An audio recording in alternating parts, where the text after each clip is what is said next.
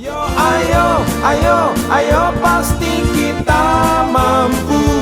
Dengan si bakul UKM naik kelas. Dengan si bakul koperasi tetap jaya. Pastikan kita memang istimewa.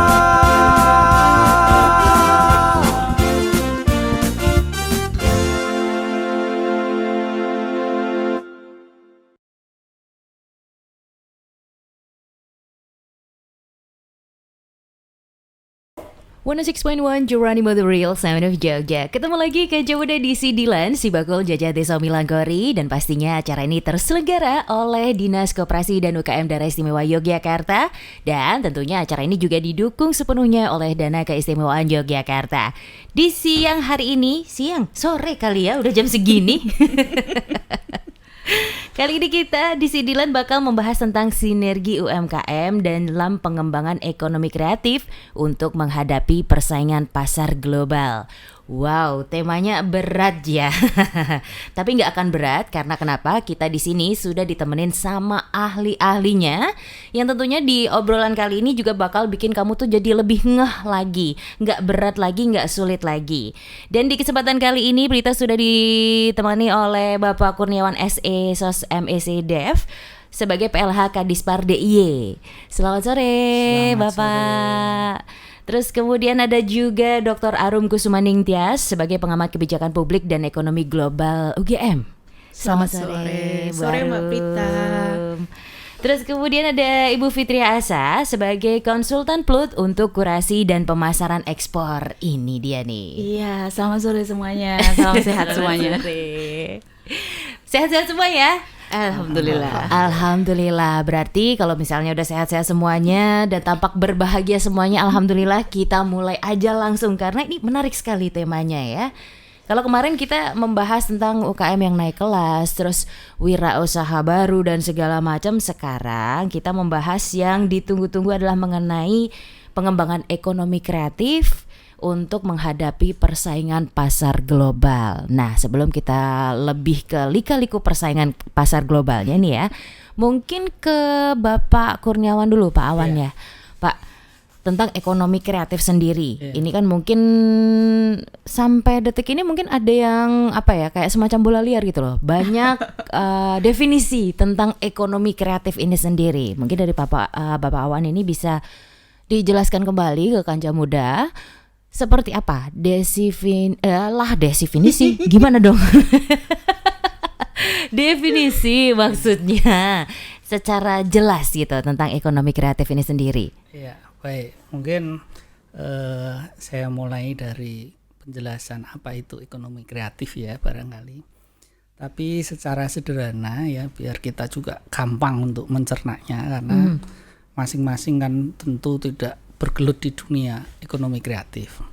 Yang jelas ekonomi kreatif itu adalah konsep pengembangan ekonomi yang berbasisnya adalah ide dan ilmu pengetahuan. Ya. Oke. Dan itu menjadi basis utama untuk pengembangan sumber dayanya. Nah, sehingga sangat bergantung kepada bagaimana kita mengembangkan sumber daya manusia karena basisnya ide dan pengetahuan.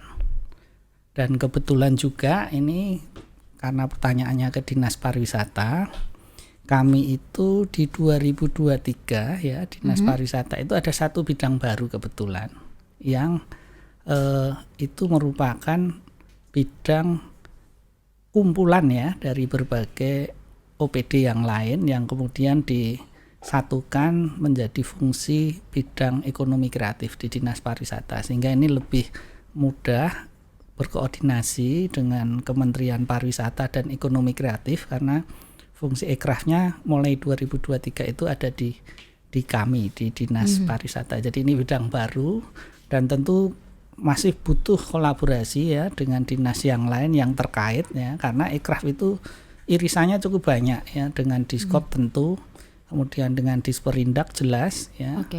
Kemudian juga dengan dinas-dinas yang lain yang terkait dengan ekonomi kreatif, kebudayaan, pendidikan dan lain sebagainya.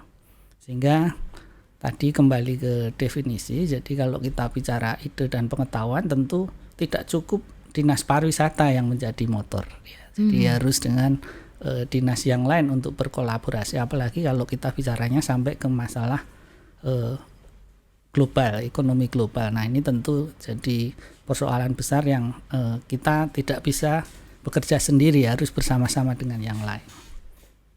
Oke, baik. Itu adalah definisi tepatnya ya mengenai ekonomi kreatif ini sendiri. Tapi untuk hubungannya kemudian Pak dengan UKM atau UMKM ini ya, apakah semua UMKM ini pasti sebuah ekonomi kreatif? Belum tentu juga ya. Kan sudah ada 17 subsektor yang ada di ekonomi kreatif ya. Nah, kebetulan kalau yang 17 itu pasti ada hubungannya dengan pariwisata. Ya, Oke. Kebetulan ya. Jadi selalu ada hubungannya, di mana di situ ada pariwisata, di situ pasti ada kaitannya dengan ekonomi kreatif. Ya, sehingga tadi tidak selalu ya. Tidak selalu, tapi memang untuk daerah istimewa Yogyakarta ini memang banyak sekali irisannya antara ekonomi kreatif dengan termasuk pelakunya, karena di Jogja ini lebih banyak pelaku di usaha kecil dan menengahnya. Oke, baik. Tidak semua ya, Tidak semua. tapi cukup banyak. Cukup banyak. Baik Pak. Yang ada hubungannya dengan pariwisata ini, akhirnya tantangannya tuh seperti apa nih Pak dalam pengembangan dari ekonomi kreatif ini sendiri? Ya, jadi tadi saya contohkan ya, di situ ada pariwisata, di situ pasti ada ekonomi kreatif. Ya, contohnya begini, kebetulan pariwisata itu selalu bicara mengenai destinasi wisata. Betul. Ya.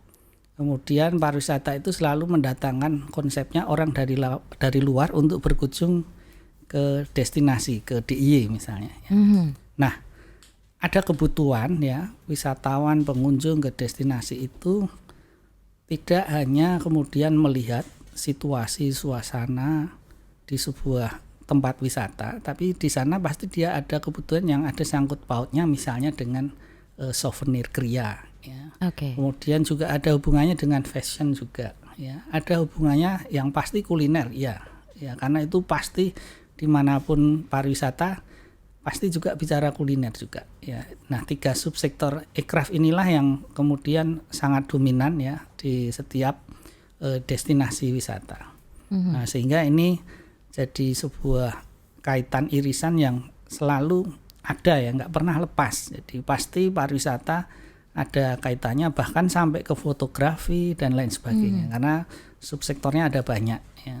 Termasuk seni pertunjukan misalnya, itu salah satu produk ekraf ya, yang mungkin tidak ada di tadi yang di pertanyaan pertama di UMKM, tapi seni pertunjukan itu pasti ada di kaitannya dengan pariwisata. Oke, baik. Sebagai sesuatu yang bisa attract. Iya, menjadi daya tarik. Daya tarik ya. Betul. Oke, kemudian untuk potensi ekonomi kreatif ini sendiri nih Pak di daerah istimewa Yogyakarta khususnya, gambarannya seperti apa Pak sampai hari ini? Iya, jadi memang di Jogja masih dominasinya ada di 3 ya. Yang terbesar memang kuliner, kemudian fashion, yang ketiga ada di kriya ya. Jadi sebagian besar itu, dan beberapa waktu yang lalu kami ketemu dengan teman-teman pelaku ekraf terutama di subsektornya game atau permainan, itu ternyata cukup banyak di Jogja ya. Saya juga nggak nyangka, jadi mereka mengadakan event di Jogja ya, kami hanya diberitahu waktu itu, tidak dimintain untuk difasilitasi atau apa, dan ternyata luar biasa produk-produk game kita itu yang diproduksi anak-anak dari Jogja juga cukup banyak ya.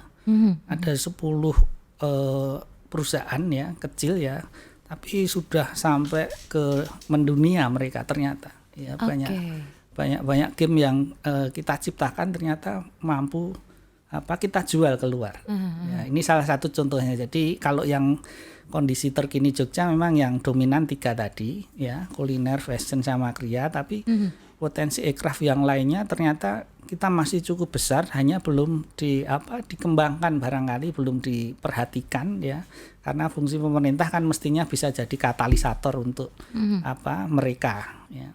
Selain juga mungkin perlu sedikit fasilitator dulu untuk menstimulus mereka agar mereka kemudian bisa berkembang. Nah, baru kemarin itu saya contohkan yang game Ya, mereka banyak sekali ide, Pak, Bu, kita dibikinkan, difasilitasi untuk event dan sebagainya, karena daerah lain seperti Provinsi DKI, kemudian Jawa Barat itu sudah mulai melirik ke sana ya. Jadi sayang sekali potensi kita yang besar kok justru ditarik-tarik ke sana. Ini yang menurut kami sayang sekali ya. Dan contoh yang lain lagi misalnya fotografi ya. Ini juga luar biasa, makanya setiap event kami sekarang tambahkan lomba-lomba fotografi. Itu pesertanya juga banyak ya. Bahkan dari internasional ya, misalnya kami mengadakan di Menoreh ya, itu kan cagar biosfer dari UNESCO. Nah itu luar biasa pesertanya, saya nggak nyangka justru orang luar datang ke kita kemudian ikut lomba fotografi. Itu sesuatu yang menurut kami dampaknya cukup besar buat kita ya, karena mereka menginap di akomodasi kita, membelanjakan oleh-olehnya di kita ya, kemudian mempublish hasilnya ke mereka. Jadi ini kan luar biasa sebetulnya. Nah, salah satu contohnya begitu. Jadi kita sebetulnya 17 subsektor itu ada semua ya. Namun masih 3 besarnya didominasi itu. Nah, ini yang perlu perhatian justru sebetulnya di luar 3 itu menurut kami.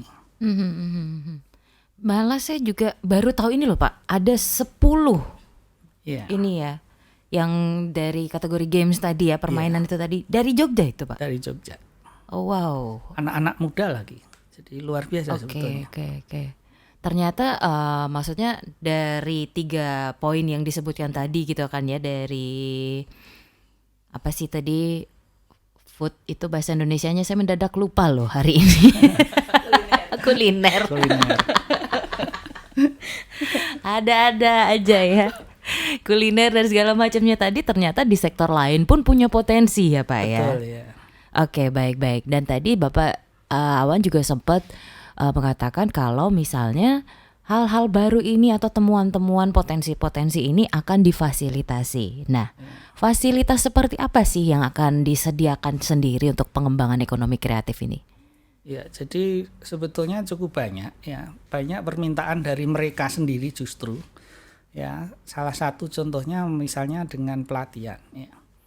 Jadi teman-teman fotografi itu kan pengertiannya kebanyakan orang harus pakai kamera yang mahal dan sebagainya. Betul. Ya, kami itu punya banyak destinasi bahkan desa wisata yang pelakunya itu mungkin tidak punya kamera bagus tapi mereka hanya punya HP. Ya, salah satu contohnya mereka minta dilatih membuat konten foto-foto yang bagus melalui HP. Ya, diklatnya memang fotografi tapi kan tidak semua orang kemudian punya kamera yang bagus. Nah, itu salah satu contohnya. Sehingga kami lebih ke memfasilitasi ya mereka, melatih mereka untuk memberikan ruang mereka untuk berkembang ya. Seperti itu contohnya. Ya, sama dengan yang lain, sektor kuliner, kemudian desain komunikasi visual itu juga kami lakukan lomba-lomba. Salah satunya ada yang minta Pak Bu diadakan lomba kompetisi. Nah, kami adakan lomba sehingga mereka tertarik untuk mengikuti, berpartisipasi tidak hanya dari Jogja tapi dari luar juga iya. Nah, ini ide-idenya justru dari mereka sehingga tugas kami pemerintah itu kan hadir untuk sekali lagi jadi katalisator yang baik ya. Tidak harus eksekutor, jadi kami fasilitasi sedikit tapi punya dampak yang besar, kira-kira seperti itu. Oke, saya tadi udah mikir loh, wah ini difasilitasi mau dikasih gadget atau gimana nih? Udah mau daftar Pak. Oke, jadi ada pelatihan-pelatihan ya. Dan kemudian sambil dalam perjalanannya kalau misalnya mereka punya semacam aspirasi apa, nanti akan ditampung juga untuk pengembangannya ya Pak ya. Baik. Itu kan udah kurang lebih gambaran tentang ekonomi kreatif itu sendiri, terus bagaimana pergerakannya di Jogja, dan ternyata ada sektor-sektor yang mungkin selama ini masih out of the radar, masih di luar radar, yang akhirnya ketika nemu satu, oh ya ini pasti ada potensi-potensi lainnya. Itu yang coba dikembangkan ya. Nah, kemudian masih sesuai dengan tema kali ini adalah tentang ekonomi global, pasar global. Ini cukup serem ya. Dengarnya serem ya Mbak ya? Betul. Karena kayak ketika mendengar pasar global ini sendiri, yang dibayangkan kalau saya ya secara personal ini adalah sesuatu yang luas sekali. Terus juga kesempatannya tidak terbatas. Betul. Pun juga kalau misalnya ada tantangannya pun juga ini mungkin bisa dibilang cukup unpredictable nih. Yes. Nah, kira-kira kalau kita sedang membicarakan tentang pasar global, ekonomi global ini, dinamikanya sendiri seperti apa sih? Oke, baik Mbak Prita, terima kasih. Memang betul kalau kita bicara kondisi ekonomi global sekarang, kalau kita dalam tataran tataran negara, pasti kesannya akan sangat mengerikan gitu.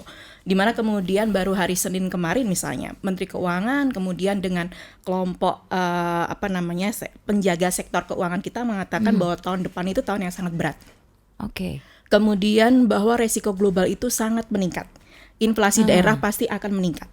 Kemudian ditambahnya setelah konflik Rusia-Ukraina yang belum usai, ditambah kemudian ada perang Gaza dan segala macam, tahun depan dipastikan segala hal yang terkait keekonomian negara itu sulit. Tapi mari kita sekarang lihatnya dari sisi ekonomi kreatif. Melanjutkan dari Pak Awan tadi, salah satu data yang sebenarnya sangat menarik dan sebenarnya merupakan potensi kuat dari Jogja, dari Litbang Kementerian Parekraf itu tahun 2022, di mana ternyata Jogja itu termasuk salah satu ibu kota ekonomi kreatif Indonesia. Oke. Dia ada di posisi 3, jadi di bawah DKI Jakarta dan Jawa Barat. Betul sekali bahwa kata Pak Awan ternyata ada 10 perusahaan startup game yang ternyata menarik, attract-nya itu langsung global. Why? Karena Jogja itu sebenarnya potensi dan juga relasinya terkait dengan knowledge based ekonomi yang berbasis kreatif itu, berbasis kekayaan intelektual, berbasis inovasi dan kreativitas. Kita itu lininya tuh sudah, pasarnya tuh sudah internasional, Mbak. Jadi ini sangat poin-poin yang sebenarnya sangat kuat bagi teman-teman, bukan hanya untuk subsektor baru macam game, kemudian aplikasi-aplikasi. Ternyata banyak sekali. Kemarin saya dari Kementerian Koperasi bersama Kementerian Koperasi itu menemukan 5 startup Jogja itu yang sudah punya cabang bahkan di New York dan Singapura. Oh wow. Oke. Suatu hal yang ternyata hanya saya peroleh dengan jejaring teman-teman. Saya lacak dari teman-teman, masa sih Jogja nggak ada startupnya yang levelnya tuh sudah level internasional. Ternyata banyak sekali loh, mereka sudah punya klien mereka tuh termasuk Shopee, termasuk beberapa aplikasi global, Wardah, Bluebird, semua pakai dia. Oke. Jadi bayangkan kekuatan kita tuh sebenarnya seperti itu untuk terkait masalah ekonomi kreatif. Dikaitkan juga dengan situasi-situasi di mana sebenarnya resiko global itu sekarang sudah mengerucut. Seluruh negara, 220 negara sekian yang jadi anggota PBB sudah mengatakan ancaman kita tuh sekarang pertama, satu inflasi tinggi. Kedua adalah transformasi ke digital. Di mana transformasi ke digital itu untuk arah Asia Pasifik termasuk Indonesia ditemukannya infrastrukturnya tuh belum merata, Mbak. Jadi bisa kita lihat deh. Mbak Prila, kalau misalnya kita jalan ke wilayah dari Indonesia Tengah sampai Indonesia Timur, untuk mencari konektivitas 4G itu masih susah. Betul sekali, terasa bedanya. Terasa bedanya kan? Iya. Sedangkan standar ekonomi kreatif, standar ekonomi digital level ASEAN, internetnya harus 4G. Jadi bayangkan beban yang harus harus di catch up oleh pemerintah kita. Jadi kalau mau terintegrasi ke masyarakat ekonomi ASEAN, standar internet kita tuh ada harusnya. Dan ternyata yang bisa apa? Baru Pulau Jawa dan Sumatera bagian selatan. Wow. Kemudian yang kedua adalah masalah perubahan iklim. Kita sekarang sedang merasakan bagaimana cuaca itu anomali sekali. Dan itu kemudian hasilnya pada produk unggulan ekspor Jogja, yaitu barang-barang yang berbasis hortikultura dan agrikultur, di mana kemudian untuk mencari bahan baku pasti banyak binaan Mbak Fitri yang pasti akan mengeluh susahnya mencari bahan baku karena perubahan iklim tersebut. Oke. Dan yang ketiga itu adalah pola pemulihan ekonomi global yang beda-beda. Beda-bedanya kenapa? Negara-negara itu prinsipnya kebijakan mereka untuk mendorong apa sih yang menjadi fokusnya dulu itu kan beda-beda tergantung skala prioritas negara masing-masing ya. Sebagai contoh Cina kemudian untuk memperbaiki pemulihan ekonomi nasional mereka yang difokuskan adalah impornya. Jadi bukan Cina yang melakukan ekspor, tetapi Cina yang justru melakukan impor. Dan justru hal itu kemudian membuat di saat negara-negara global prediksinya semua menurun, termasuk Indonesia tidak mencapai target pertumbuhan dari pemerintah sendiri dan jauh di bawah target pemerintah dari forecastnya IMF. Kita cuma sekarang nggak sampai 5%, Mbak. Kita cuma 4,94%. Artinya memang pelambatan ekonomi sudah terjadi. Cina, meanwhile, bisa di atas prediksi global 5,4 karena dari impor tersebut. Nah, kenapa kemudian Cina melakukan perubahan tersebut? Karena dia sudah tahu bahwa masyarakatnya sekarang ekonomi yang tumbuh itu adalah ekonomi kreatif. Dia butuhnya resource sumber daya alam yang banyak. Saya perlu cari barang murah nih. Jadi saya impor dari negara ASEAN. Saya melakukan kerjasama dengan ASEAN. Kamu masuklah, semua barang masuk ke Cina. Dari sinilah kemudian saya akan develop barang-barang baru akan saya ekspor keluar. Di mana itu udah naik value-nya. Jelas. Oke. Ekonomi kreatif is all about added value industry. Industri nilai tambah, baik itu yang tadi 3 subsektor yang memang jadi andalan Indonesia saat ini, ataupun yang 14 sektor lain yang memang belum belum banyak dikelola lagi, Pak ya. Belum banyak dikelola di Indonesia. Walaupun Pak Gubernur sudah membentuk tim inkubator Jogja yang fungsinya itu untuk mendevelop ekonomi kreatif itu memang, tapi stagingnya itu memang masih perlu banyak. Seperti contohnya kemudian saya dan tim inkubator Jogja diskusi banyak dengan teman-teman ISI misalnya. Bagaimana mengembangkan seni pertunjukan, Pak. Betul. Dan ternyata begitu kami mendengar masukan-masukan dari teman-teman seni pertunjukan itu, yang kami lakukan cuman, jadi kita mulai dari mana dulu nih? Karena ternyata beda banget, Mbak, ekosistemnya. Ketika pemerintah akan memberikan fasilitasi pada kelompok-kelompok ekonomi kreatif, banyak tantangan yang harus dihadapi pemerintah. Dalam hal ini adalah kesiapan pemerintah sendiri dalam acuan-acuan perencanaan itu mau seperti apa sih? Baik. Seperti. Oke, cukup menarik ya, apalagi dengan dari cerita tadi tentang kebijakan-kebijakan di mana akhirnya prediksinya ini cuman bakal naik segini, ternyata malah melakukan impor yang cukup besar, mengekspor dengan hasil yang ternyata di akhirnya membuat hasilnya di luar prediksi. Iya, dan yang menariknya lagi seperti ini. Salah satu hal yang menjadi sasaran untuk ekspor Cina itu adalah Yogyakarta. Sasaran Ekspor Cina adalah Yogyakarta. Jadi Yogyakarta selama bulan September 2023 itu mencatatkan keuntungan perdagangan. Keuntungan perdagangan kita bulan September 2023 itu sekitar 837, sekian juta US dollar. Kemudian tiga tujuan negara ekspor kita adalah Amerika, Uni Eropa, dan Jepang. Baik. Tetapi seluruh barang impor kita, di mana harga impor barang kita itu jauh lebih tinggi, itu ada dari Cina. Jadi, Mbak, gambarannya seperti ini. Misalnya kita impor dari Cina itu kita adalah bahan baku untuk UMKM. Jadi mayoritas yang melakukan impor di Jogja itu adalah pengusaha-pengusaha UMKM untuk bahan baku membuat batik, baju batik dan segala macamnya, kain dan segala macamnya itu diimpornya dari Cina, Korea Selatan dan Amerika. Why? Benang, filamen dan segala macamnya. Why? Because we don't have any industry yang mensupport UMKM itu untuk menciptakan bahan baku. Ekspor Yogyakarta itu mayoritas adalah produk jadi berupa baju, kemudian rajutan, furnitur, di mana kemudian bahan baku kulit, di mana semuanya itu adalah part of industri kreatif. Tetapi industri utama kita yaitu baju produk jadi baju batik yang tidak dibentuk kain ya, jadi garment ya. Kemudian tenunan sekarang sedang turun sekali. Why? Karena Amerika sedang resesi. Nah, pola-pola seperti ini ya juga harusnya menjadi bagian dari kebijakan, bagian dari strategi untuk bagaimana kita itu mengawal UMKM kita ke depan itu seperti apa. Oke. Menarik sih.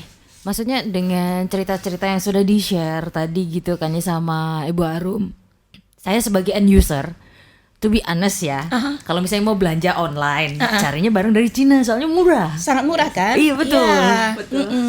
Termasuk misalnya gini, salah satu pelaku UMKM yang kemudian sudah angkanya sudah cukup baik, binaan dari Inbisma.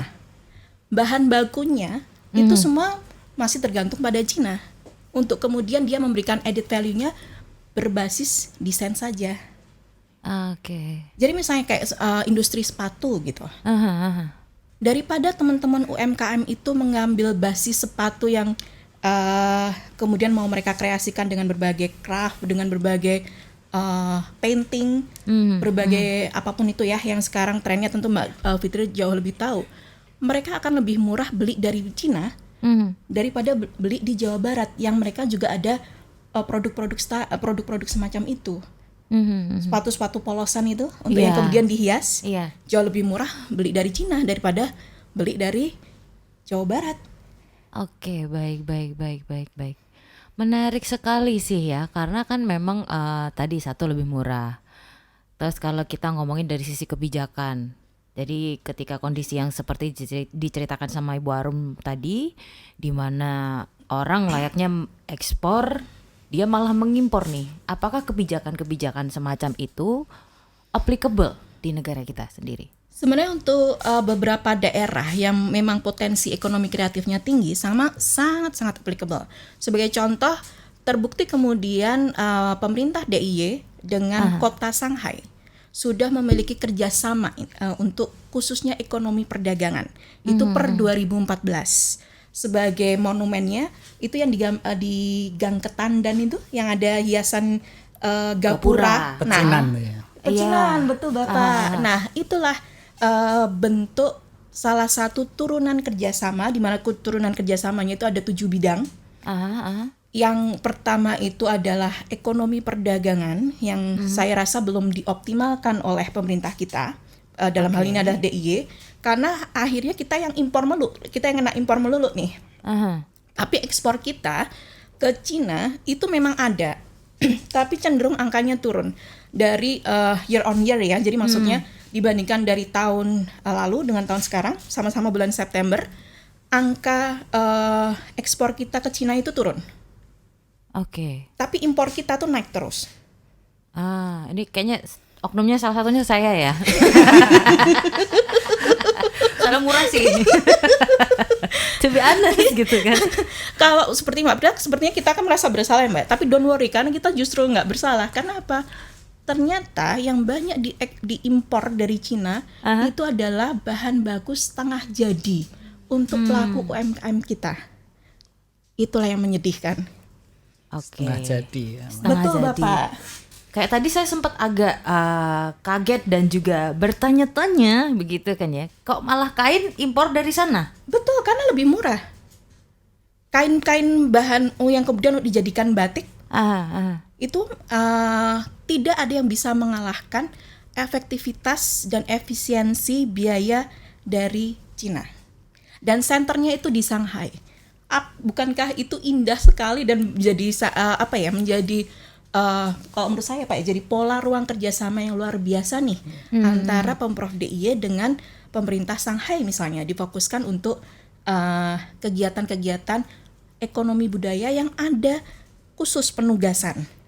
Jadi kan ada mekanisme yang namanya Sister City, sudah ditandatangani 2 gubernur. Ini bisa dioptimalkan gitu.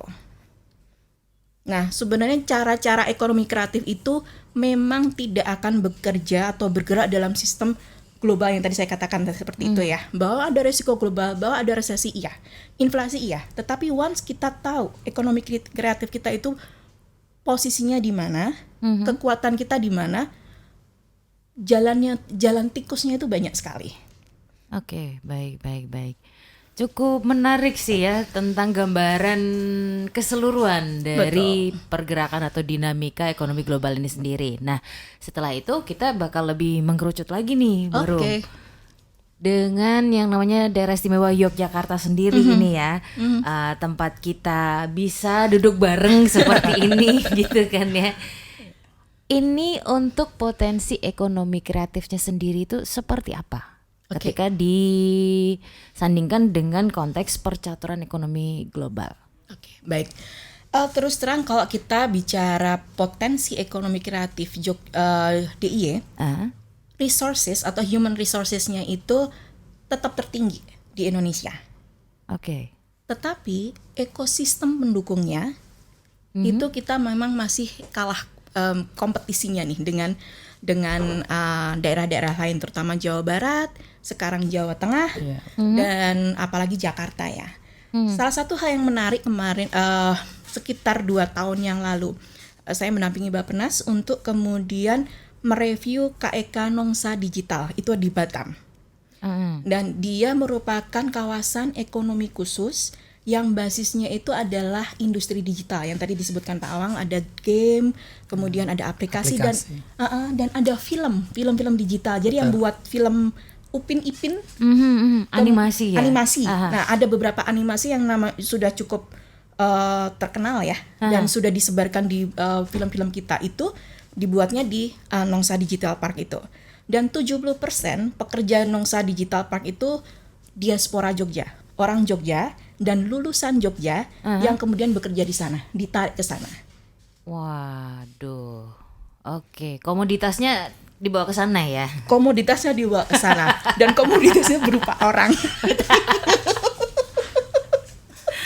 Oke. Nah, sebelum lebih lanjut saya jadi inget nih, tadi saya pengen tahu tentang sub potensi ini tadi yang ada di Jogja. Tadi kan dibilang ada sekitar 17 ya. Nah, ini kira-kira di bidang apa aja nih? Kekuatan asli Jogja itu jelas 3 tadi sudah disebutkan Pak Awang. Kemudian yang sebenarnya ekosistemnya sudah komplit. Unit-unit ekosistemnya sudah ada tapi belum dijahit. Belum disinkronkan semua. Itu adalah kayak seni pertunjukan. Oke, seni pertunjukan tadi. Itu kemudian desain grafis. Jangan salah bahwa Bitcoin pertama yang basisnya NFT, lukisan, itu karyanya dari isi yang kemudian dipublish keluar. Oke, baik. Nah, inilah yang hal-hal seperti ini yang memang kemudian perlu mekanisme, perlu cara berkolaborasi baru dengan pelaku-pelaku ekonomi kreatif. Seperti tadi sudah jelaskan ke Mbak Prila bahwa ngomong dengan orang kreatif itu sangat berbeda, Mbak. Sangat susah. Sebagai contoh, selain seni pertunjukan, kemudian desain grafis itu seni rupa, seni baik itu yang lukisan ataupun patung-patung kriya gitu ya. Untuk lukisan sebagai contohnya, Jogja itu sudah part of dari Biennale. Jadi ya sering dengar ya kalau Jogja Biennale, termasuk kayak semacam inkubator pertama di Indonesia karena dari sisi jejaring networking creative workers itu ada di Cemeti Art itu tahun 1995 sudah levelnya internasional. Artinya sebenarnya kalau untuk posisi Jogja terkait masalah human resources-nya sudah nggak ada yang lawan. Nggak kalah lah ya pokoknya. Bukan nggak kalah, nggak ada yang lawan. Nggak ada lawan malah. Iya. Tetapi mengajak mereka untuk mau tetap stay di Jogja, kemudian untuk berkontribusi secara real, itu yang menjadi PR kita bersama sekarang. Oke. Possible way out-nya apa dong dengan kondisi yang seperti itu? Monggo Pak Wawan. langsung dilempar. Monggo Pak Wawan. Langsung dilempar. Ya. Iya betul. Kita kayak main volley loh ini. Sudah sedikit. Iya. Oke. Iya, tapi menarik tadi yang disampaikan ya. Kayaknya nyambung ya dunia wisata dengan tadi yang disampaikan posisi global karena wisatawan mancanegara kita itu yang sekarang naik drastis justru dari Tiongkok. Betul sekali Pak, memang. Jadi ini juga ada sangkut pautnya kayaknya sepertinya. Jelas. Jadi lebih banyak dari Tiongkok ya. Kemudian kembali ke tadi subsektor yang 17 tadi yang ditanyakan. Ya, ini kebetulan saya pegang datanya. Memang yang 3 besar itu paling besar kan kuliner itu hampir 69% sendiri ya dominasinya. Kemudian fashion itu 14,6%, kriya itu 8,7% ya. Nah yang kecil-kecil yang masih 0, itu misalnya desain interior itu masih untuk kita yang di Jogja ini masih sangat kecil. Kemudian yang kecil lainnya lagi itu misalnya periklanan. Itu juga kita masih kecil. Kemudian ini yang menarik Mbak, TV dan radio itu bagian subsektor aircraft itu paling kecil 0,08% ya, sama dengan desain interior ya. Di atasnya itu ada desain komunikasi visual, itu justru lebih bagus tadi yang diceritakan. Kemudian juga seni rupa kita relatif bagus 0,9% ya, lebih bagus daripada TV, radio, desain interior, daripada desain komunikasi visual ya. Kemudian fotografi 0,69%, ini relatif bagus. Seni pertunjukan juga 0,4%, desain produk 0,15% ya. Arsitektur juga 0,25% ya. Jadi hampir yang kecil-kecil itu hampir sama setingkat ya. Nah, barangkali ini juga tadi kalau ditanya way out-nya nanti seperti apa ya. Ini memang tidak selalu kemudian way out-nya sama untuk masing-masing subsektor ini sebetulnya ya. Kalau kita cermati karena masing-masing punya karakter yang berbeda ya. Ya, misalnya kuliner dengan TV dan radio itu kan udah beda banget sebetulnya ya. Jadi memang butuh strategi sendiri-sendiri masing-masing subsektor itu. Dan saya yakin potensi yang ada di DIY khususnya kita ini masih luar biasa, hanya tadi belum kita belum kita sentuh dengan baik, kira-kira seperti itu ya. Contohnya tadi seni pertunjukan itu luar biasa, wong kita itu pariwisatanya juga basisnya budaya. Tapi kenapa kok hanya 0,9% ya, 1% aja nggak ada. Kalah dengan penerbitan, kalah dengan misalnya kriya ya. Ini kan juga sesuatu yang aneh, padahal kita basisnya semuanya budaya ya. Daya tarik kita bahkan pariwisata kita itu tidak sekedar alam, tapi justru yang menarik adalah event-event budayanya. Nah ini yang mungkin butuh ya strategi khusus, jalan keluar khusus di masing-masing subsektor. Nah sekali lagi memang kita harus duduk bersama seperti ini ya. Kami punya forum sebetulnya setiap bulan itu, forum pentaheliknya pariwisata ya, ini yang sedang kita terus lakukan. Jadi baik teman-teman akademisi, teman-teman dari industri pariwisata ya, industri yang lainnya juga kita ajak, kemudian termasuk dengan media ya. Jadi kita ada pertemuan rutin ya. Ya nanti masing-masing subsektor ini pasti akan kebahas sama-sama strateginya seperti apa, dan ini feedback yang baik buat kami kalau yang di pemerintah, karena masing-masing akan menyampaikan melalui sudut pandangnya masing-masing ya. Dan tentu kami nggak mungkin berpikir sendiri kalau yang seperti itu, pasti kita butuh feedback masukan dari yang lain, bahkan dengan pelaku ya. Ini juga perlu kita intensifkan, karena perumusan kebijakan kita tentu harus memperhatikan berbagai aspek, tidak hanya 1, 2, 3 pertimbangan variabel yang kita jadikan bahan utama, tapi banyak hal yang harus kita perhatikan. Saya kira itu. Jadi memang kalau dikupas satu persatu mungkin kita sampai malam ya, misalnya. Oh nggak apa-apa Pak, kalau saya nggak apa-apa. Harus seperti apa? Tapi jenengan nanti dicari. Tapi menarik. Jadi memang ada hubungannya tadi. Saya juga baru batin tadi kok Cina kok sama ya, saya lihat datanya kita yang grafiknya naik itu wisatawan Tiongkok. Betul. Saya Dan juga yang heran. menarik Tiongkok itu yang masuk ke Jogja, Pak. Wisatawannya itu bukan pola wisatawan backpacker. Mereka rata-rata akan tinggal di 5-star hotel. Wow. Jadi mereka akan datang rata-rata rombongan Grup, keluarga. ya. Dan bukan grup-grup yang apa ya, kayak beda fenomenanya dengan Bali. Misalnya Bali itu yang datang tuh dengan kayak kalau kita tuh kayak anak-anak SMP Study tour tour gitu lah ya. ya. Nah, tipenya seperti itu. Kalau yang di Jogja grup, tapi mereka segmented group. Jadi biasanya keluarga. Iya. Oke. Untuk kemudian masuk ke Jogja, dan liburannya mereka nggak ke ini loh Mbak, nggak ke tempat asal. Mereka rata-rata ya basisnya tetap budaya. Why? Karena memang kemudian Shanghai memilih kota Jogja itu, provinsi DIY Jakarta untuk sebagai mitra untuk melakukan sister city juga bukan tanpa alasan gitu.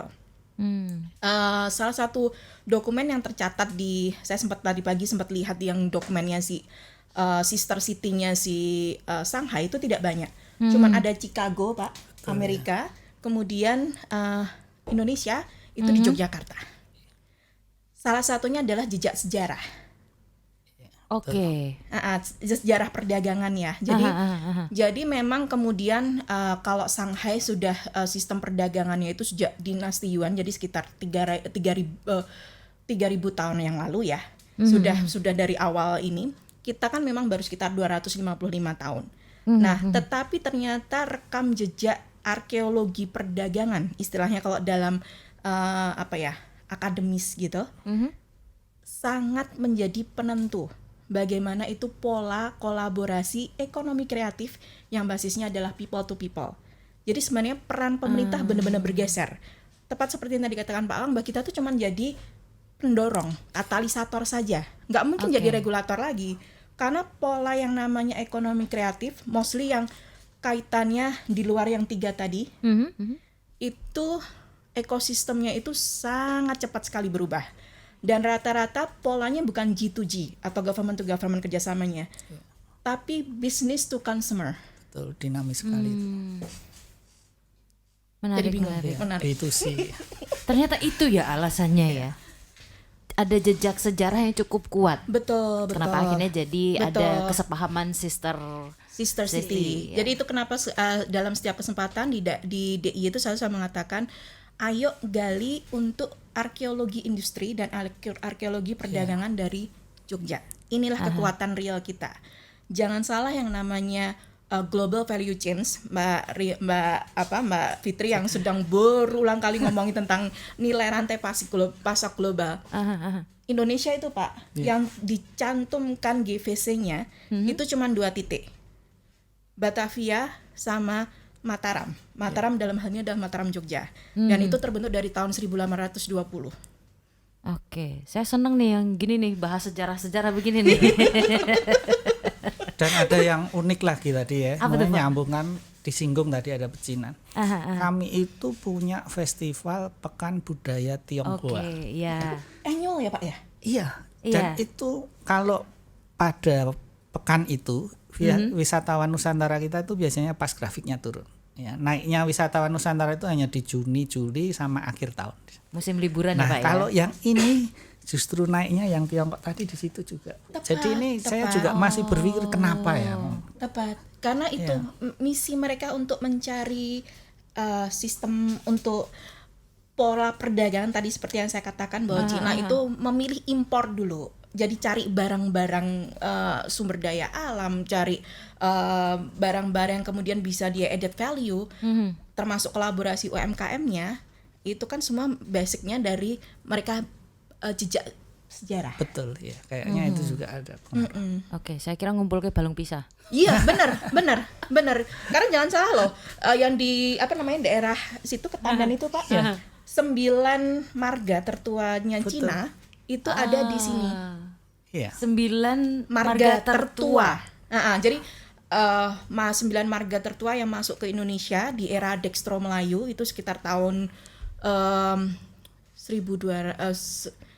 sampai 1200-an ya Masehi. itu kan mereka membentuk komunitas-komunitas nih. Betul, betul. Nah ternyata 9 itu sebarannya banyak di Jogja. Ya. Karena ternyata kelompok-kelompok komunitas Tionghoa di Jogja itu Pak, kaitannya justru sama masyarakat di Bitung. Komunitas Tionghoa Bitung. Dan mereka itu adalah semua full trader. Betul. Luar biasa. Ini kalau diterusin bener sih Pak sampai malam ini sih. Sampai besok mungkin kan. Seru sekali ya. Iya. Oke, baik. Dan untuk bisa menjawab keresahan Pak Awan tadi ya, kalau kerja sendiri jelas nggak mungkin, mumet iya begitu. Nah, Bu Fitri, ya, langsung aja tak jawab. Ikutan mumet jadi. Kalau mumet bareng-bareng nggak apa-apa. Kalau sendiri tuh, waduh, nggak enak rasanya. Nah, terkait itu tadi ya, banyak subsektor yang ternyata selama ini seperti yang sempat saya bilang di awal adalah out of the radar banget, tapi ternyata itu sangat potensial. Nah, untuk di Jogja sendiri nih, dari Bu Fitri sedikit mungkin bisa diceritakan juga, disosialisasikan juga kepada kancah muda, kondisinya seperti apa nih untuk pergerakan ekonomi kreatif di Jogja, dan tentunya apa saja yang sudah dilakukan untuk bisa menjawab tantangan global ini tadi. Ya, terima kasih Mbak Rita. Kok kayaknya berat ya? Iya benar. Jadi apa saja yang sudah dilakukan sama Dinas Koperasi UKM DIY gitu ya. Jadi ada banyak sekali, misalkan saja tadi terkait dengan kuliner ya Pak ya. Kuliner ini kemarin salah satu pelaku usaha mitra binaan kami gitu, itu bisa tembus taken MOU gitu ya dengan para buyer gitu kan, terkait dengan zero waste product gitu. Oke. Zero waste product ini diawali dari dia memiliki produk keripik pisang gitu ya. Keripik pisang bawahnya itu Mbak Prita biasanya kan nggak dipakai tuh karena kecil-kecil. Okay. Iya. Nah kemudian di inovasi yang kaitannya tadi dengan industri kreatif ya, ekonomi kreatif, dibikin sebuah tepung gitu. Nah tepung ini sendiri ternyata komposisi dari gizinya sendiri nggak kalah gitu ya. Semua pisang tuh sama komposisi gizinya gitu, bagus gitu. Tapi kemudian di Jogja itu dia agak kesulitan untuk pemasarannya gitu. Oke. Untuk apa ya tepung pisang ini gitu. Banyak pertanyaan saat itu dipasarkan untuk apa gitu. Tapi kemudian mendapatkan jalan gitu ya, dan ternyata di tempat luar negara lain itu bisa diterima gitu. Itu tadi yang disebut sama Bu Arum bahwa memang banyak produk-produk yang setengah jadi kemudian di added value balikin lagi ke sini gitu. Nah, kemudian hal-hal seperti inilah yang kemudian sebenarnya itu masuk dalam ranah bagaimana sih caranya supaya produk kita ini yang setengah jadi gitu ya, atau bahkan bahan bakunya gitu kita pertahankan gitu, yang kita jual yang sudah jadi aja gitu dengan model-model yang disukai oleh para buyer. Pun misalkan terkait dengan fashion gitu ya, banyak, bahkan kemarin ya Bu Arum ya sempat kita dapat informasi bahwa salah satu dari model pakaian gitu ya yang digemari oleh negara tetangga kita adalah Indonesia gitu. Sampai mereka nungguin nih sinetron Indonesia apa ya, gimana cara bajunya, cara hijabnya gimana, itu jadi tren di sana gitu. Tentunya dengan batasan-batasan yang mereka miliki gitu ya. Nah, ini kemudian sebenarnya menarik produk-produk dari pelaku usaha di Jogja ini. Nggak kalah gitu ya. Banyak sekali produk-produk di Jogja yang bisa diangkat sebenarnya. Hanya saja memang pola hidup ya. Senang sekali kalau saatnya kita beli produk tadi ya murah gitu ya. Betul. Terus ada ini dari luar negeri loh gitu. Nggak ngerti padahal itu bahannya dari kita juga. Kita gitu. juga ya sebenarnya. Dikasih name tag aja, balikin ke Indonesia udah luar negeri gitu. Dan harganya pun beda ya. Harganya jelas beda gitu. Jadi memang ini yang kemudian kita edukasikan tidak hanya terhadap para pelaku usaha bahwa produk Anda semuanya itu bernilai gitu. Karena memang di DIY sendiri untuk bahan baku gitu ya. Tadi ada yang kesulitan memang iya, tapi bisa dikatakan bisa diatasin seperti itu Mbak Prita. Terus kemudian dengan pola-pola yang ada di Dinas Koperasi UKM DIY, tahun ini alhamdulillah kita dapat fasilitas dari supporting Dais ya, fasilitas free ongkir sampai ke luar negeri. Nah, ini gimana caranya kita tidak hanya melaksanakan kegiatan atau fasilitasi free ongkir gitu, tapi kemudian mempersiapkan para pelaku usahanya ini biar ready gitu, siap bersaing dengan para pelaku usaha yang di luar seperti itu. Oke, nah kalau secara persentase sendiri, kesiapannya para pelaku, teman-teman para pelaku UKM ini sendiri seperti apa nih? Ya, jadi banyak sekali yang kemudian mikir ya, waduh susah ya Mbak ekspor gitu ya. Kayaknya berat gitu. Berat banget, bayarnya sopo seperti itu. Terus kemudian kira-kira perhitungan harga jualnya bagaimana? Ini yang memang terjadi di lapangan gitu ya. Sehingga kita mencoba untuk memberikan klaster pembinaan fasilitasi sesuai dengan kebutuhan mereka. Kita lihat dulu nih, produknya potensial. Tapi ternyata legalitasnya kurang, kita push di sana, seperti itu. Oke. Terus kemudian ada lagi misalkan terkait dengan kemasan, gitu ya. Tadi disebutkan bahwa kemasannya itu yang menarik, eye catching, gitu ya. Kemudian fungsi dan bahan dari kemasan itu sendiri sangat menentukan. Sempat memang saya waktu ke negara tetangga itu dipraktekin Mbak Prita, bahwa apa sih istilahnya air minum kemasan. Air jernih ya sebenarnya itu kalau di Indonesia kemasannya itu kita ibarat kata kita kencengin pegang sedikit aja udah pecah ya. Iya. Nah kalau di sana tidak sampai pecah, sampai bahkan dipraktekkan diinjak itu aman gitu. Terus kemudian ada semacam kayak jelly gitu ya, agar-agar kali ya. Itu tutupnya dari plastik Mbak Prita gitu ya, plastik tapi saat ditabok gitu ya, it's okay, aman gitu. Karena apa, mereka memikirkan bahwa profesionalitas, bagaimana caranya produk itu sampai di customer gitu kan, tidak ada gangguan dari kemasannya sendiri. Nah kita ditumpuk sedikit, agak jauh sedikit jaraknya udah remek gitu. Nah ini yang kemudian menjadi PR juga mungkin Bu Arum, ayo gitu ya. Gimana? Padahal itu industri home industry gitu kan. Betul. Nah dengan harga yang bisa sangat terjangkau gitu. Dan memang sasarannya kembali lagi adalah Jogja. Sampai di sana juga agak-agak miris gitu ya. Ini produk saya lihat di warehousing-nya gitu ya, produk banyak sekali gitu. Ini semuanya sasarannya Jogja gitu. Sehingga memang bagaimana caranya kita memprotek dari segi legalitasnya kita kuatkan supaya mampu bersaing gitu. Fasilitas kemampuan dari pelaku usahanya sendiri gitu ya, literasi IT-nya karena industri kreatif juga gitu harus kita kuatkan gitu. Ada juga pelaku usaha yang kita berikan fasilitasi itu sampai nangis gitu. Ya, karena bagaimana cara menghitung per piece. Bagaimana cara menghitung nanti kalau misalkan ini harganya box-boxan gitu ya.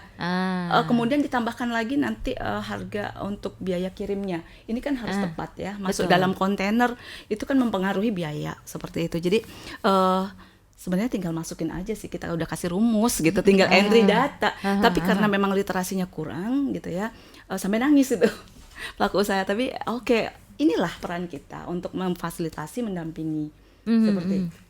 Dan jangan-jangan nangisnya gara-gara pusing kali itu. Iya, ketularan kita di sini kali ya. Pusing. Kalau gitu retail pasti pusing Mbak, apalagi industri retail ya. Nah masalahnya kreatifnya Jogja itu Pak Awang, Mbak Fitria itu semua barang komoditasnya Jogja itu masuk kalau dalam sistem perdagangan internasional itu adalah HS2 code, artinya barang-barang internasional.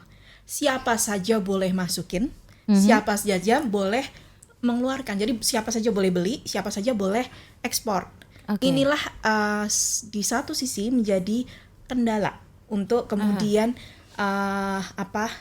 perlu strategi yang sangat intensif untuk mengawal, membuat klaster di UMKM untuk Jogja itu. Mana saja sih apa saja yang sudah kuat. Kemudian sempat kemarin berulang kali saya katakan Mbak Fitri, market intelligence-nya dulu. Di Jogja itu perlunya market intelligence. Kalau untuk kualitas produk UMKM Jogja sudah nggak masalah Pak. Tapi masalahnya adalah market intelligence, dan market intelligence ini nggak mungkin dikerjakan oleh konsultan plut, dan nggak mungkin dilakukan oleh pelaku usaha. Udah nangis bener Mbak. Mereka baru masukin untuk sistem perdagangannya itu kalau KHS code 2 code itu kan aturannya banyak banget. Nah, itu sudah dilatihkan oleh teman-teman di plot ini. Oke. Tetapi kemudian untuk mereka mencari pasar seharusnya bukan sepenuhnya untuk mereka dong. Seharusnya dibagi peran karena kemudian sebenarnya tetap yang mendapatkan keuntungan terbanyak itu kan sebenarnya daerah. Dan jangan salah di Jogja itu di saat Indonesia itu sekarang kita sudah mulai memang masih untung perdagangan internasional kita, tapi nilainya sudah mulai menurun. Jogja justru posisi Agustus September ini agak naik, Mbak. Oke. Walaupun kalau dibandingkan angka Jogja sendiri year on year tahun lalu kita juga sudah turunnya cukup mengerikan, Pak, 17,6%. Year on year-nya ya. Year on year-nya sudah cukup turun, dan yang menyumbang turun itu adalah produk-produk konveksi itu. Oke. Karena sasaran kita Amerika, Jepang semua sedang resesi. Siapa mau beli baju toh? Betul. Nah, artinya market intelligence bukan cuma mencari pasarnya mana, tapi kemudian produk UMKM mana yang kemudian perlu kita develop, mana yang perlu benar-benar dikawal untuk jadi satu indikasi geografis, misalnya punya DIY saja. Nah, yang berulang kali saya tekankan ke Mbak Fitri ya. Iya, betul. Iya, dan kemudian memang ada beberapa tantangan ya dari pelaku usaha yang di DIY juga gitu kan, terkait dengan kapasitas produksi mereka yang masih sangat terbatas. Terus kemudian yang namanya inovasi gitu ya. Inovasi itu mereka gini, yang dalam mindset mereka inovasi itu adalah ini debok pisang jadiin keripik gitu ya. Nggak salah. Yeah. Tapi inovasi yang kita harapkan adalah penggunaan peralatan atau mesin tepat gunanya seperti itu, sehingga memang bisa kapasitas itu terpenuhi dengan efisiensi ya tentunya. Seperti yang kita lihat salah satu bakpia yang ada di Jogja itu, dia bisa bersaing dengan harga karena memang penggunaan mesin produksinya gitu. Sehingga ya namanya mesin ya, kita push aja is okay gitu kan. Tapi kalau manusia di push bisa gawat itu. Tadi tuh. Bisa pusing terus nangis seperti itu. Nah, itu inovasi yang kita harapkan dilakukan oleh para pelaku usaha. Mereka menggunakan mesin-mesin produksi yang pas gitu.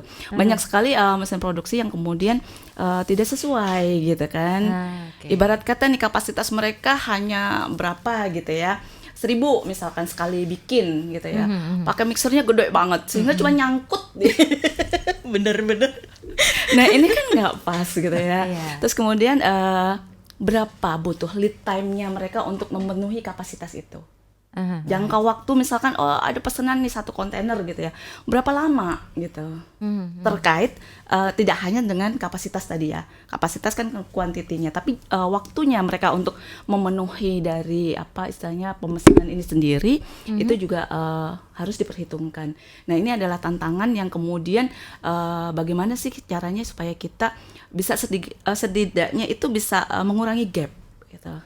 Oke, baik. Nah, dari kita coba ajukan nih beberapa kegiatan selain tadi fasilitas free ongkir supaya mereka oke lah terfasilitasi ya. Jadi seneng nih bayarnya gitu ya. UKM-nya juga seneng bisa dijadikan ajang promo gitu kan. Ini loh pesen dari DIY gitu kan, memiliki fasilitas free ongkir. Kemudian kita coba memberikan apa ya istilahnya program-program misalkan inkubasi ya Bu Arum.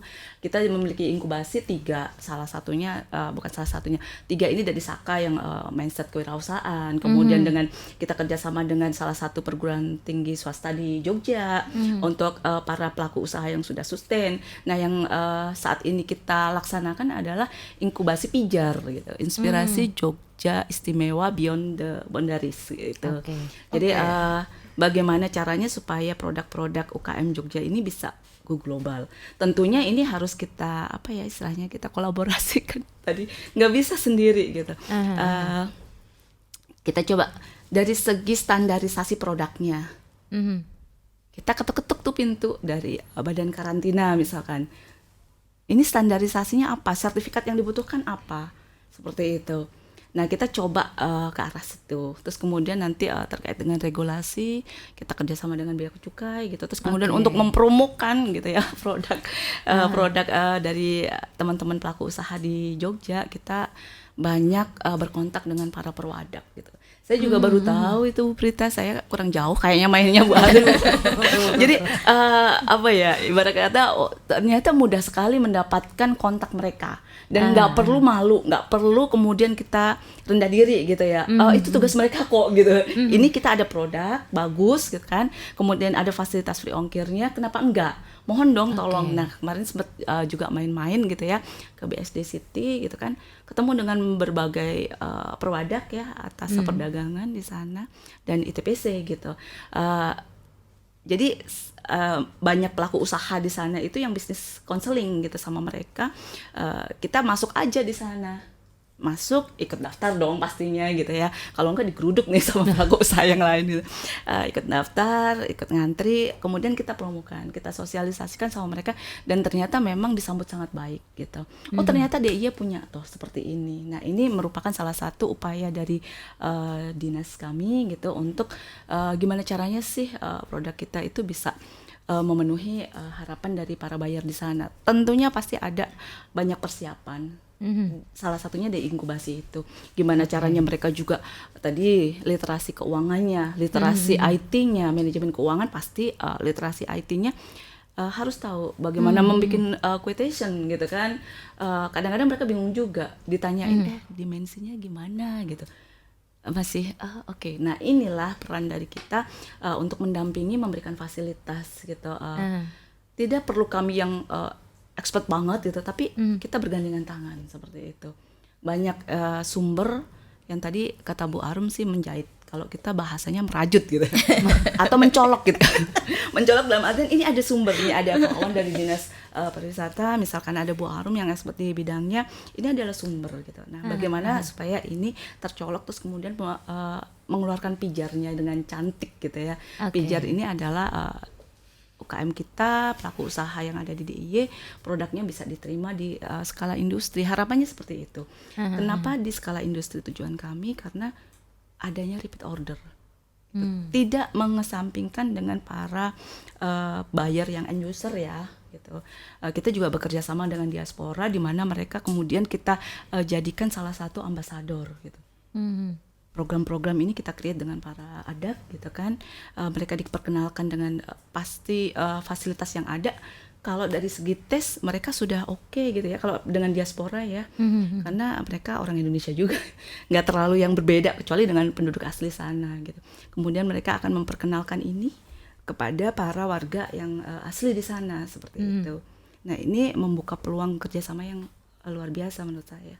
Oke, baik, luar biasa sekali ya. Berarti ini akan disupport di beberapa sisi, terus kemudian diperbaiki dan tentunya disinergikan biar nggak pusing sendirian. Betul. Jadi kegiatan kami juga melibatkan banyak pihak dan juga pastinya melibatkan para off-taker. Jadi off-taker ini loh ada produk Jogja gitu kan. Kebutuhan Anda apa?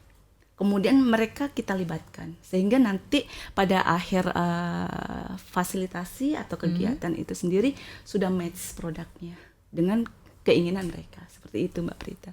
Oke, baik. Terakhir nih dari Pak Awan, langsung saya tembak nih Pak. Harapan dari Pak Awan sendiri ya dengan dinamika yang sudah kita bahas barusan. Harapannya terhadap UKM yang ada di daerah istimewa Yogyakarta terkait dengan pasar global ini tadi. Tentu yang tadi ya berkaitan dengan UKM dan ekonomi kreatif ya. Satu hal mungkin ini jadi sesuatu yang penting buat kita bersama karena tahun 2024 ke depan ya kami itu ada satu lembaga baru yang namanya Balai Haki. Ya, nah ini bentuk perlindungan ya buat kita semuanya. Kadang-kadang kita terlena ya membantu mengembangkan teman-teman pelaku ekonomi kreatif tapi kemudian lupa bagaimana melindungi mereka.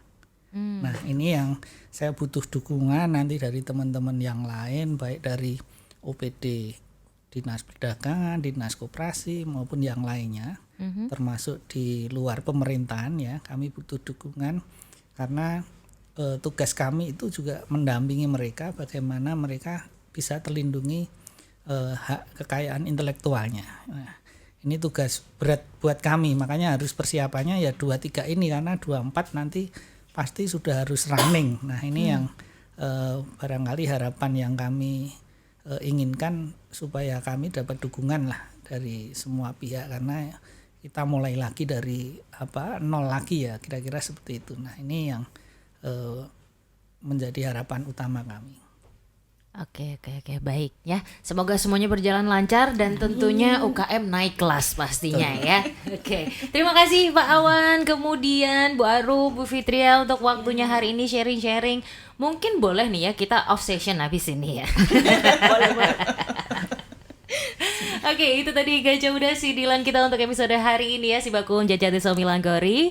Dan tentunya acara ini diselenggarakan oleh Dinas Koperasi dan UKM Daerah Istimewa Yogyakarta dan didukung sepenuhnya oleh Dana Keistimewaan Yogyakarta. Oke deh, kalau gitu Pritalia Utomo pamit beserta para narasumber kita hari ini. Love Jogja and you, and bye-bye. Yo ayo pasti kita mampu. Dengan si bakul UKM naik kelas. Dengan si bakul koperasi tetap jaya.